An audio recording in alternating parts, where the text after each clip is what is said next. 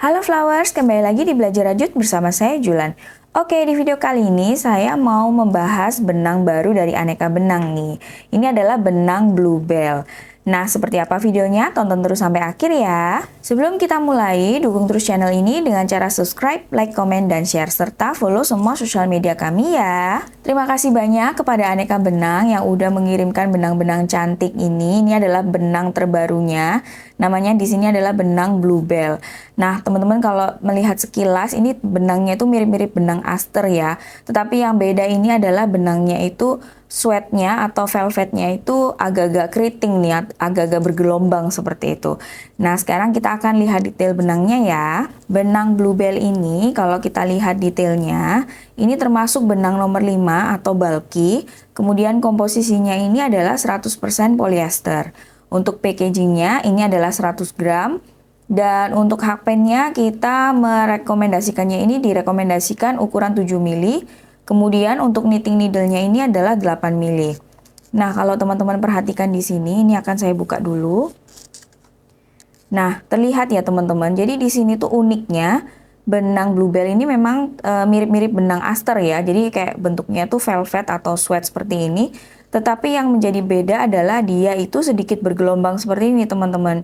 Jadi efeknya itu agak kayak keriting gitu sih bentuknya. Berbeda dengan aster atau aster chunky dan mini aster kemarin, itu dia benangnya seperti lurus begitu. Tetapi kalau benang Bluebell ini dia sedikit bergelombang seperti ini. Nah, sekarang untuk lebih detailnya kita akan coba merajutnya ya. Jadi tekstur gelombang dari benang Bluebell ini memang akan sangat unik banget ya teman-teman, dan ini pasti menghasilkan tekstur yang baru nih.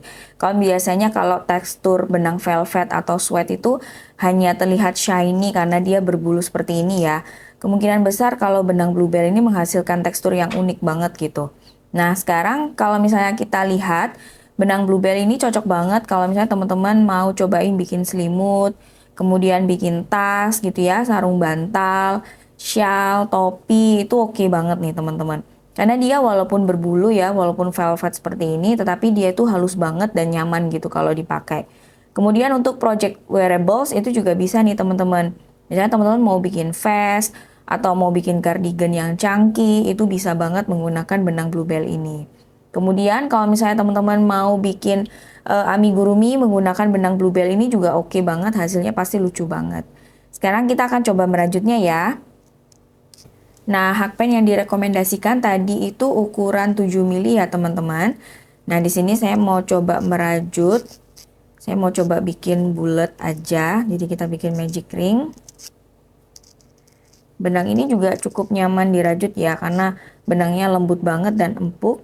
Ini hasilnya bisa jadi cepat selesai nih teman-teman, karena benangnya itu besar sekali seperti ini.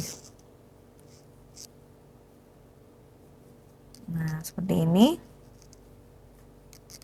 Yang jadi perbedaan adalah efek shiny-nya ya teman-teman. Kalau kemarin yang benang mini aster, itu dia berkilap banget. Kalau yang Bluebell ini dia cenderung nggak terlalu shining banget ya. Jadi kalau menurut saya sih lebih doff gitu efek sweatnya.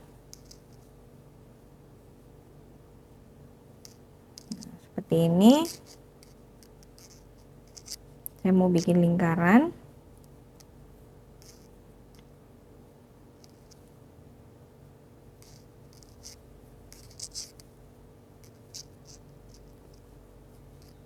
Nah, kalau misalnya menggunakan benang Bluebell ini, teman-teman nggak usah khawatir. Jadi dia stitchesnya itu untuk yang bagian samping itu masih terlihat ya teman-teman. Jadi kalau misalnya teman-teman tidak menggunakan stitch marker pun itu tidak masalah. Berbeda dengan benang poppy atau mini poppy, teman-teman harus menggunakan stitch marker karena memang tidak terlihat ya stitches di sampingnya. Kalau Bluebell ini masih sangat terlihat jelas. Jadi bagi teman-teman pemula yang mau cobain benang-benang yang berjenis velvet seperti ini, benang Bluebell ini masih aman ya teman-teman.